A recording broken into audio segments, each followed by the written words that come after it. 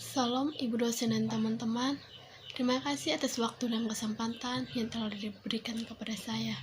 Di sini saya akan membawakan materi tentang kerukunan hidup beragama. Konsep Kristen tentang kerukunan di Indonesia. Kerukunan umat beragama atau kerukunan hidup masyarakat merupakan faktor yang paling menentukan untuk stabilitas nasional. Di sini ada beberapa kerukunan di Indonesia. Antara lain yang pertama yaitu kerukunan hidup antar umat beragama yang berbeda.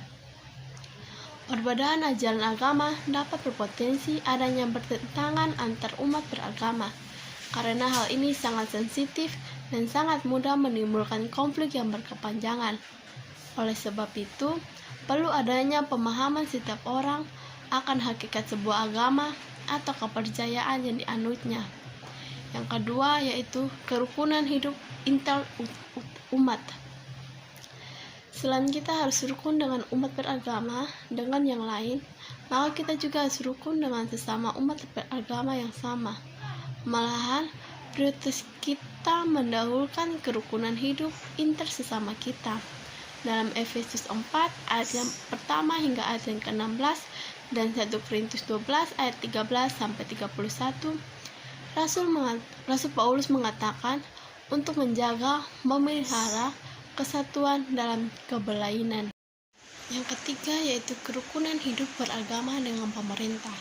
Menurut pandangan Alkitab, ada dua jenis pemerintahan, yaitu yang pertama, pemerintahan yang berasal dari Allah atau sebagai wakil Allah. Terdapat dalam Roma 13 ayat yang pertama hingga ayat yang ke-7. Yang kedua, pemerintahan sebagai kediaman roh-roh jahat. Dalam Wahyu 13 ayat yang pertama hingga ayat yang ke-20. Yang berikut ialah beberapa faktor yang mengganggu kerukunan. Yang pertama, sikap mental negatif. Sikap mental yang negatif, kesombongan, religius, prasangka, dan intoleransi. Contohnya adalah ketika seseorang menganggap bahwa agamanya adalah paling benar, paling besar. Yang kedua yaitu faktor sara, suku, agama, dan ras. Secara sosiologis dapat dipahami bahwa ras merupakan suatu nilai pemersatu, tetapi juga menjadi penyebab adanya perpecahan.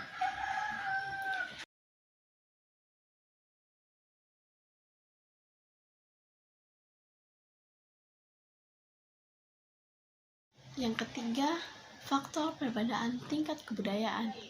Faktor perbedaan tingkat kebudayaan, perbedaan kebudayaan yang mencolok akan mengganggu keseimbangan, keserasian, dan keserasaan pergaulan hidup bangsa. Yang keempat, faktor mayoritas dan minoritas golongan beragama. Faktor mayoritas dan minoritas golongan beragama, yang mayoritas akan merasa lebih berkuasa, sedangkan yang minoritas akan menjadi objek kesalahan dan lain-lain. Yang berikut, arti peranan agama. Yang pertama, sebagai faktor motivasi. Yang kedua, sebagai faktor kreatif dan inovatif. Yang ketiga, sebagai faktor integratif. Keempat, yaitu sebagai faktor sublimatif. Yang kelima, sebagai faktor sumber inspirasi budaya bangsa Indonesia.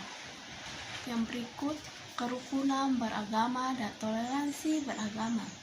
Setiap agama tidak harus menyetujui kepercayaan agama lain. Setiap agama harus tegas dan teguh pada ajaran kepercayaannya. Orang Kristen tidak boleh ragu-ragu akan kepastian imannya. Orang Kristen juga tidak boleh bersikap munafik di dalam pergaulannya. Yang berikut, kebenaran yang universal menurut Kristen. Kristus adalah puncak atau pusat penyertaan Allah dan perbuatan Allah. Perbuatan Allah adalah kebenaran Allah. Kebenaran Allah yang hadir bagi seluruh ciptaannya. Kebenaran Yesus Kristus sebagai firman Allah dan sebagai Allah sudah ada sebelum Yesus Nazaret ada. 1 Yohanes 1 ayat yang ketiga berkata, apa yang telah kami lihat dan yang telah kami dengar itu kami beritakan kepada kamu juga, supaya kamu pun beroleh persekutuan dengan kami. Dan persekutuan kami adalah persekutuan dengan Bapa dan dengan anaknya Yesus Kristus. Yang berikut, sikap Kristen terhadap agama lain. Yang pertama yaitu sikap kreatif dan kritis. Orang Kristen mampu bersaksi dan membela kebenaran dan kebaikan dalam pergaulannya. Yang kedua, sikap dialogis dan simpatik. Dialogis merupakan bukti adanya persekutuan yang menimbulkan penghargaan, sedangkan simpatik merupakan bukti adanya kepedulian yang menimbulkan perhatian. Di sini saya mengambil sebuah contoh dari kerukunan hidup beragama. Sekian dari presentasi saya. Terima kasih dan shalom.